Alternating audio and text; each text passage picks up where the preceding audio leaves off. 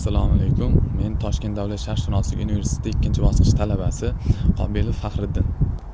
Biz bugun Toshkent shahridagi Zayniddin bobo maqbarasiga tashrif buyurdik. Bu videomiz raqamli tarix fanidan yakuniy nazorat uchun tayyorlandi.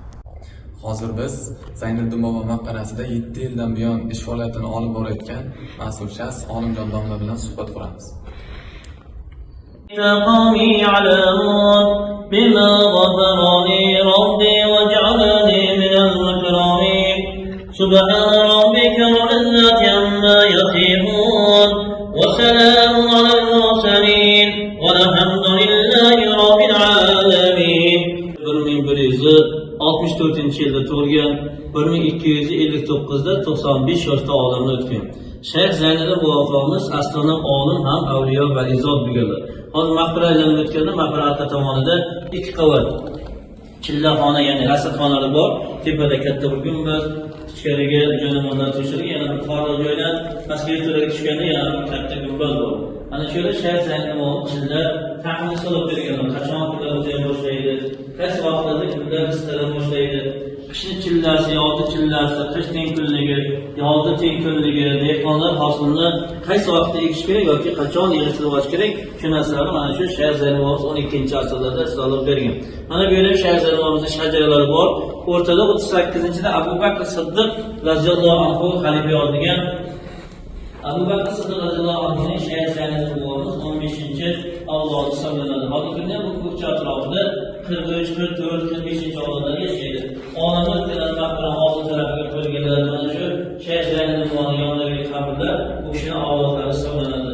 Mana bu xonada ichkarida shogirdlar bizga tarafda Nahbu degan avliyo, bu kishi avliyo va izod bo'lganlar. Hozirda Qozog'istonda, Almata, Chimkent avlodlari bor, kelib turishadi. Mana bu tarafda ichkarida et emas, ya'ni go'sht emas degan avliyo Shayx Zayniddin bobomizdan avlodlaridan. Bu kishi 1833-yilda tug'ilgan, 1913-yilda 80 yoshda olamdan o'tgan. Naqshbandiya tariqatidan bo'lganlar. Orqada chillaxonaga 40 kundan 40 marotaba chillaga o'tirgan deyiladi. Bu maqbarani 1280-1390-yillarda, ya'ni 14-asrga yaqin Amir Temur hazratlari kelib Shayx Zayniddin bobomizni ziyorat qilib chiqqandan keyin bu maqbarani qaytadan kattartirib qurdirgan deyiladi. Undan oldin bir kichkinagina o'zini xonaqalari bo'lgan, shu xonaqani ichiga dafn qilingan. Orqada chillaxona qurilganligi 1000 yildan oshgan degan taxminlar ham bor.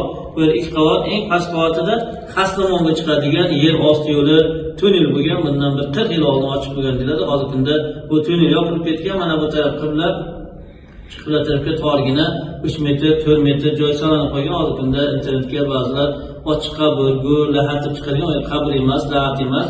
Ya'ni bu yerni qilishdan maqsad odamlar bosh bilan kirib, tepa qilib yotib ko'radiki, bir odam o'limni eslaydi, oxiratni eslaydi. Bu dunyoga barchamiz quruq qo'l bilan keldikmi, yana quruq qo'l bilan ketamiz. Qanaqa bir yaxshi amallarimiz ko'pmi, yomon amallarimiz ko'pmi, o'zini bir sarhisob qo'yadi, tafakkur qiladi, o'limni eslaydi, oxiratni eslaydi. Yana nima savollar bor edi?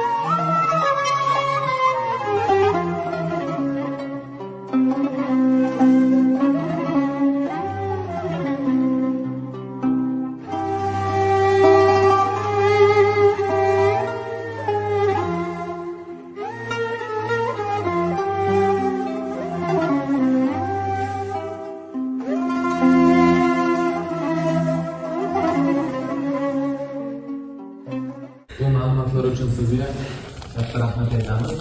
Sog'lik, salomatliklar, Alloh ilmlarni ziyoda qilsin, hammani ishiga, kasbida Alloh barakolar bersin. Samoy oriziy oqibatlarni Alloh hech narsa saqlasin. Allohumma salli va sallim va barik alayhi. Alloh